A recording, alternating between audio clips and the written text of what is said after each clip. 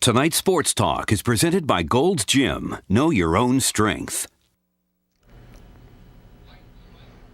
Well, she's one of the few women collegiate athletic directors in the country, and her story is the one that we want to share with all of you women out there and with you guys too. How you doing, everybody? And welcome to this edition of Sports Talk.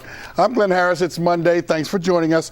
She's approaching her third anniversary as Director of Athletics at Cheyney University in Pennsylvania. It's a pleasure to welcome her tonight to our show.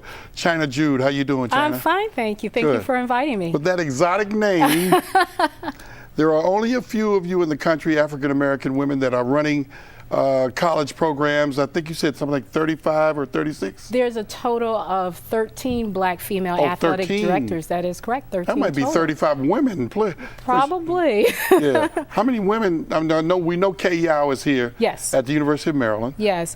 I believe in the D1 level, I believe it's somewhere around 20 to 25 in that level.